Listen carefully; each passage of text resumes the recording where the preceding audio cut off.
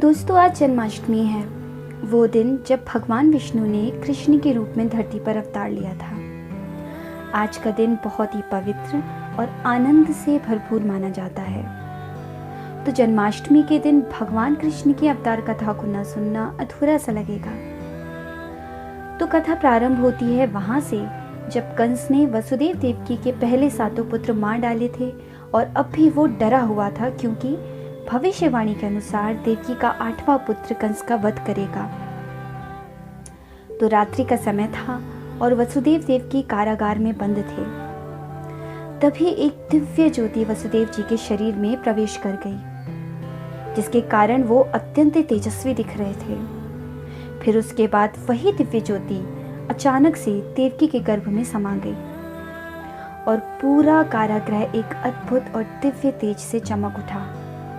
ऐसा लग रहा था जैसे कि सैकड़ों ब्रह्मांडों का तेज उस छोटे से कारागृह में आ गया हो। वो दिव्य ज्योति और कोई नहीं, संपूर्ण जगत के स्वामी भगवान विष्णु थे। देवकी के गर्भ में आते ही सभी देव और गंधर्व स्तुति करने लगे। पूरा संसार मानो इतना प्रसन्न और सुंदर प्रतीत हुआ जितना कि पहले कभी नहीं। सभी ऋषि मुनि भगवान की महिमा का गान कर रहे थे और जब उनके गर्भ से बाहर अवतरित होने का समय आया तो 10 दिशाएं निर्मल हो गईं। पृथ्वी का सारा जल स्वच्छ हो गया। सब जगह मंगल ही मंगल था। भगवान कृष्ण भाद्रपद मास कृष्ण पक्ष रोहिणी नक्षत्र हर्षण योग और वृष लग्न में अष्टमी तिथि को आधी रात के समय चंद्रोदय काल में जब सब जगह अंधेरा था, तब देवकी के गर्भ से प्रकट हुए।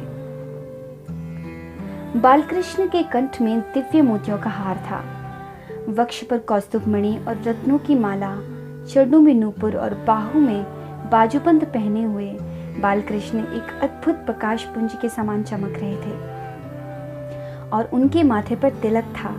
कानों में प्रकाशमान कुंडल झिलमिला रहे थे। घुंघराले बालों वाले भगवान कृष्ण सारे जगत सौंदर्य से भी कहीं अधिक सुंदर लग रहे थे।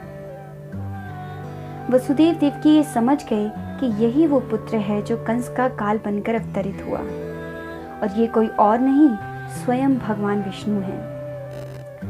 वसुदेव देवकी ये जानकर कि ये परब्रह्म महाविष्णु हैं, उनकी स्तुति गान करने लगे और उन्हें अवतरित होने के लिए उनका गुणगान करने लगे। दोस्तों, अपने माता पिता की ओर से किया गया ये स्तवन सुनकर वो मंद मंद मुस्कुराने लगे और दिव्य स्वरूप धारण कर वसुदेव जी को नंद बाबा के घर छोड़ाने के लिए कहा और पुनः बाल रूप धारण कर देवकी की गोद में आ गए। इसके बाद भगवान कृष्ण के कहे अनुसार वो उन्हें नंद बाबा के घर ले जाने के लिए उद्यत हुए। तभी एक और चमत्कार हुआ। कंस के पहरेदार अचानक से सो गए, सारे दरवाजे खुल गए, बेड़ियां टूट गईं और वसुदेव जी भगवान कृष्ण को माथे पर लिए कारागृह से सुरक्षित बाहर निकल गए। उस समय केवल यमुना पार करके ही ब्रज में जाया जा सकता था। काली अंधेरी रात थी, तेज बारिश हो रही थी, पर जैसे ही वसुदेव जी ने यमुना पार करनी चाही, तब स्वयं यमुना ने उन्हें जाने का रास्ता दे दिया और शेषनाग जी ने अपना फन फैलाकर बाल कृष्ण को वर्षा से निरंतर बचाए रखा। कुछ ही देर में वसुदेव जी यमुना पार कर ब्रजधाम में आ गए और भगवान कृष्ण को माता यशोदा के बगल में सुला दिया। तो दोस्तों, ये कथा थी भगवान कृष्ण के दिव्य अवतार से लेकर ब्रजधाम तक पहुंचने तक की। और अगर ये वीडियो आपको पसंद आया हो और अच्छा लगा हो तो लाइक, सब्सक्राइब, शेयर ज़रूर कीजिएगा। जय श्री कृष्ण।